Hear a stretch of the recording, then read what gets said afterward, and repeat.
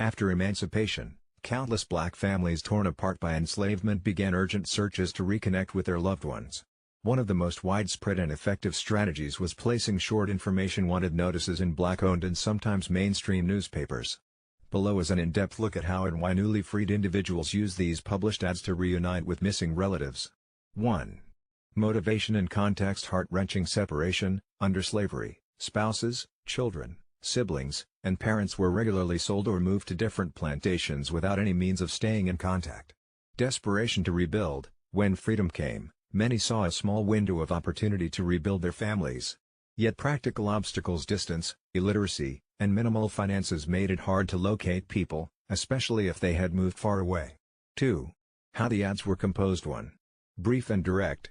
Typically just a few lines with key identifying details, full names or nicknames, approximate ages, descriptions, for example, scars, height, complexion, and, crucially, the name of the former enslaver or plantation.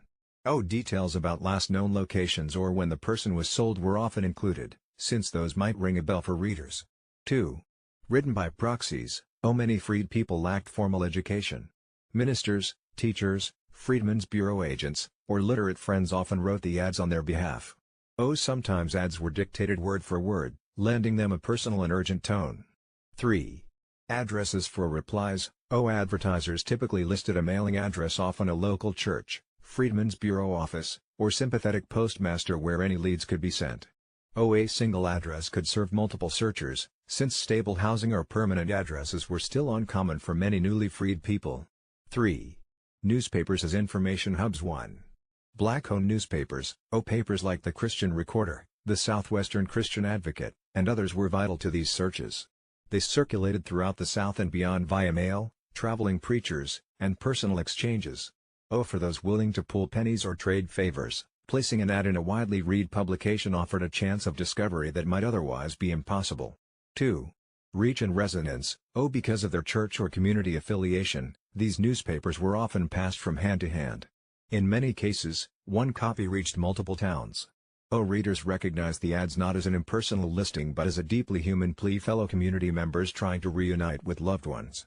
3. Occasional support from mainstream papers. Although less common, some mainstream or abolitionist-friendly newspapers in the North also ran such ads, extending the search network. 4. The emotional weight. 1. Stories of heartache. Ads often revealed the pain of long separations, parents describing the last moments they saw a child at the auction block or spouses torn apart by forced sales. Many expressed their faith in God's guidance, reflecting the strong influence of the Black church in Reconstruction-era communities. 2. Hope and resilience. Despite high illiteracy, limited funds, and the threat of racist violence, these notices radiate determination. The mere act of composing and placing an ad showed a profound belief in reunion. Some ads included lines like "Any information, however small, is gratefully received," underscoring just how important even a scrap of news could be. 5. Challenges and barriers. 1. Cost of advertising. While some newspapers offered discounted or free space for information wanted ads, others charged fees that could still pose financial hardship. Individuals would sometimes pool resources or rely on local congregations to collect funds. 2. Fragmented mail systems. During and right after the Civil War, the mail system in the South was often inconsistent. Delayed or lost letters could leave searchers without timely responses. Many newly freed people moved frequently in search of work or safety, making it difficult to maintain a reliable mailing address for answers. 3. Inconsistency in responses. Readers might recognize a name but could be afraid to speak up in areas where hostility toward Black mobility or family reunion efforts was strong. Even so, enough people did answer these notices to make a difference. Countless families reunited through these ads. 6. Impact and legacy. 1. Documenting family histories. The newspaper's archives are a treasure trove for modern historians and genealogists. They reveal otherwise undocumented family relationships, migration paths, and personal details that help piece together the diaspora caused by slavery. 2. Symbol of agency.